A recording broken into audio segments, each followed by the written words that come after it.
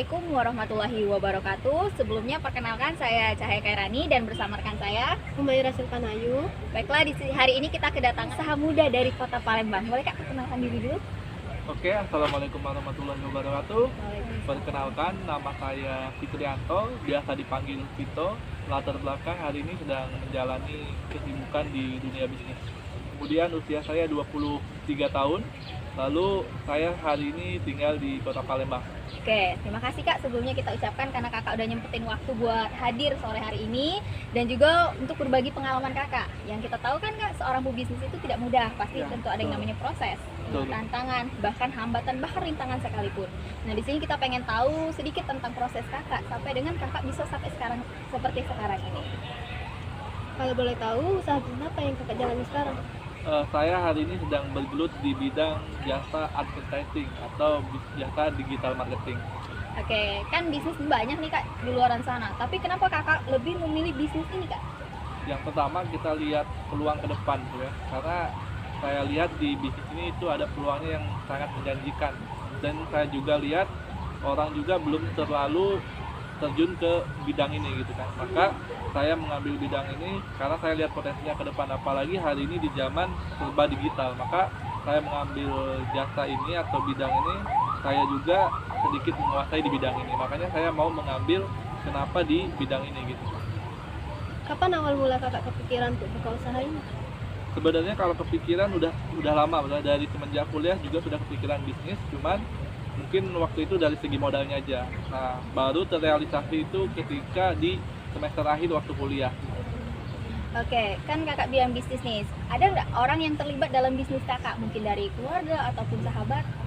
Tentu setiap bisnis, tentu kita tidak bisa jalan sendirian. Maka kalau yang terlibat pasti ada. Dan waktu itu kebetulan saya sedang menjalankan bisnis ini berdua dengan teman saya, itu teman satu kuliah dan satu jurusan, bahkan satu kelas juga waktu itu.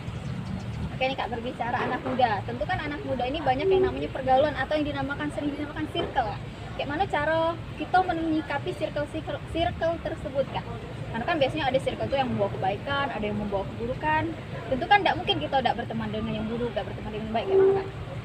Oke, dan di dunia bisnis itu yang paling penting juga itu ya benar tadi circle, tentang pergaulan. Dengan siapa kita berteman, dengan siapa kita berkawan gitu. Jadi sebenarnya untuk teman-teman semua kita juga harus pintar-pintar kita pilih teman. Artinya bukan pilih-pilih teman, tapi pintar-pintar pilih teman untuk bergaul gitu. Jangan pilih-pilih teman, tapi harus pintar memilih circle. Maka karena pergaulan itu sangat menentukan kita ke depan gitu. Karena kalau zaman dulu tuh ada istilah, kalau kita berkawan dengan orang minyak wangi, pasti kita bakal kecium wangi. Kalau kita berkawan dengan orang yang jualan solar, maka kita bakal bawa solar juga. Dan begitupun di dunia bisnis. Kalau kita berteman dengan orang pembisnis, maka selanjutnya kita kan jadi pembisnis juga. Maka untuk teman-teman semua, circle-nya, pergaulannya itu harus diperhatikan. Jadi kalau misalnya menurut teman-teman pergaulannya kurang baik, ya boleh ditinggalkan, tapi jangan dimusuhi seperti itu kan. Yang pasti teman-teman kan bisa melihat mana yang menurut kita baik, mana yang menurut kita kurang baik. Mungkin di situ kita bisa lihat. Ada yang harus kita benar-benar cuma untuk berteman biasa, dan ada juga yang harus untuk masa depan. Makanya pertemanan ini, circle ini sangat menentukan kita ke depannya.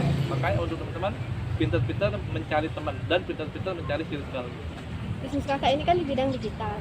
Nah, gimana kakak membeli alat dan perlengkapan untuk bisnis ini? Oke, jadi kalau dari segi alat, sebenarnya kita memanfaatkan alat yang sudah ada.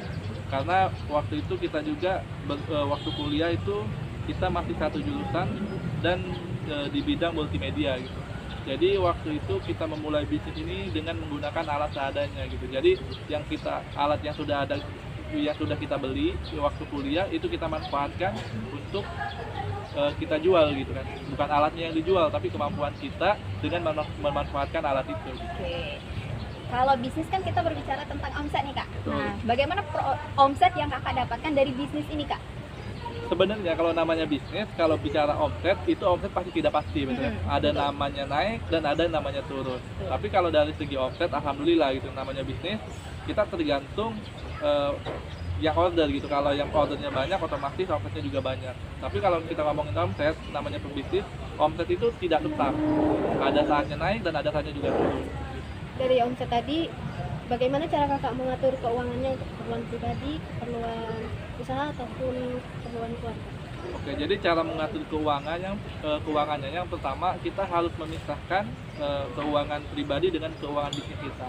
Karena kalau kita berbisnis itu tidak bisa uang pribadi sama uang bisnis digabung. Kenapa? Karena pasti itu bakal terjadi boncos atau kerugian dan kita juga tidak tahu pasti nanti keuangannya. Makanya ketika saya menjalankan bisnis ini kita sangat mengatur dari segi keuangan itu. Jadi saya membedakan pengeluaran dan pemasukan dari bisnis dan juga pribadi. Makanya harus dibedakan. Jadi kita tahu mana pengeluaran untuk bisnis dan juga mana pengeluaran untuk diri pribadi. Oke, di sini kan kakak termasuk masih muda nih kak, 23 tahun betul kak? Betul. Oke, 23 tahun masih sangat muda. Biasanya kan kalau anak muda nih kak, hobi yang namanya nongkrong ataupun jalan ataupun hal lain. Ya. Nah, bagaimana cara kakak mengatur waktu kakak sendiri? Mungkin dari hal bisnis, mungkin keperluan pribadi ataupun keperluan keluarga. Oke, jadi kalau segi mengatur waktu sebenarnya kan masih muda hobi nongkrong. Sebenarnya saya juga masih hobi nongkrong gitu. Cuman kita harus tahu skala prioritas kita. Jadi kita harus tahu mana yang harus kita dahulukan, apakah bisnis dulu ataukah diri pribadi dulu atau kita happy dulu. Jadi kalau skala manajemen waktu kita harus tahu dulu mana yang harus kita prioritaskan terlebih dahulu. Maka kalau kita udah tahu dari skala itu kita bisa memanajemen waktunya gitu. Jadi untuk masalah waktu itu tergantung dari diri pribadi sebenarnya. Kenapa? Karena yang tahu jadwal schedule itu hanya diri pribadi. Makanya kita harus tahu skala prioritas tadi, mana yang harus kita dulukan dan mana yang nanti baru kita kerjakan setelah yang utama. Oke. Adakah tantangan yang dihadapi selama menjalani bisnis ini, Kak? Setiap bisnis pasti ada namanya tantangan gitu ya. Naik turunnya, kemudian ditolak. Itu namanya bisnis pasti ada gitu seperti itu. Nah, tadi kan berbicara tantangan nih. Kalau hambatan sendiri itu kayak mana kak? Mungkin kalau dari segi hambatan kita juga masih belajar di bidang digital ini, karena kan di bidang digital ini termasuk baru juga kan, karena apalagi sekarang serba online, serba digital, maka kita juga terus belajar untuk mencoba memperdalam dunia-dunia di bidang digital ini gitu. Jadi kalau dari segi hambatan ya yang pasti kita terus belajar untuk mencari solusinya gitu. Harapan apa yang belum dicapai selama menjalankan bisnis ini, Kak?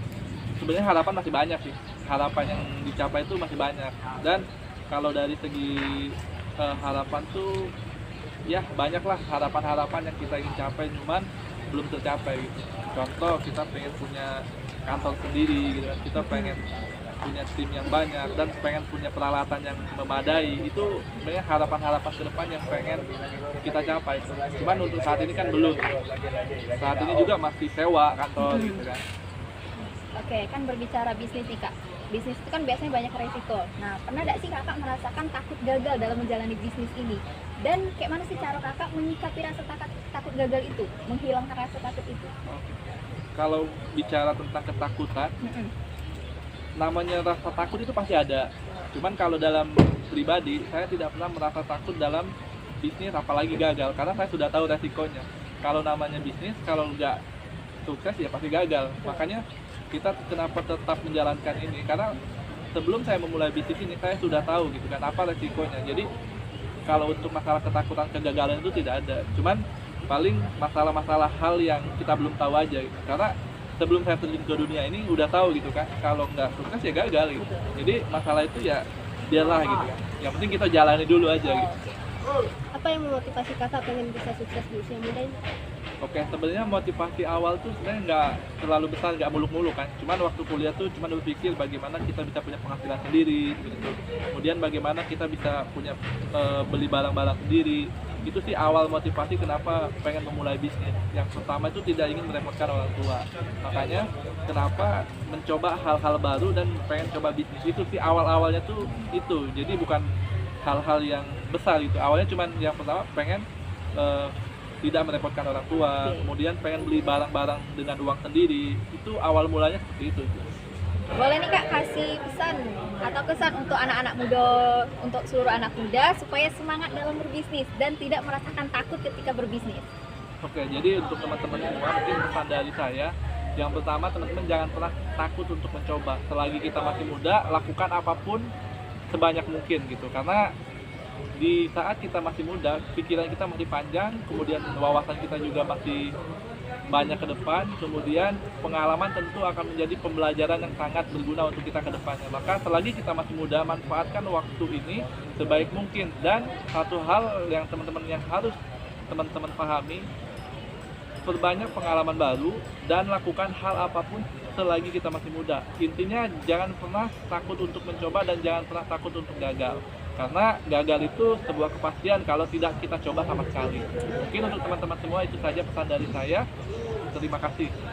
Oke, terakhir nih Kak, kan anak muda nih Kak, anak muda itu punya satu penyakit yang paling didominasi oleh seluruh anak muda, yaitu malas Kak. Gimana sih Kak cara menghilangkan rasa malas itu? Kakak kan masih muda juga nih. Oke, sebenarnya kalau kita bilang rasa malas, setiap orang pasti punya rasa malas itu, betul ya. Nah, tentu tergantung dari pribadi kita masing-masing. Kalau kita misalnya ada tujuan hidup, ada apa yang mau kita gapai, pasti kita bisa melawan rasa malas itu. Karena malas itu udah tertanam dalam diri kita masing-masing, dan itu pasti ada setiap orang gitu. Nah, bagaimana cara melawannya yaitu tergantung dari diri pribadi masing-masing gitu. Nah, tentu kalau kita udah punya tujuan apa yang mau kita gapai, maka kita bisa melawan rasa malas itu gitu. Oke, baik, terima kasih Kak untuk apa yang Kakak sudah sampaikan hari ini, pesan dan kesan, dan alhamdulillah apa yang Kakak sampaikan hari ini sangat memotivasi dan semoga juga memotivasi untuk teman-teman yang lain juga. Terima kasih. Kami akhiri. Wassalamualaikum warahmatullahi wabarakatuh.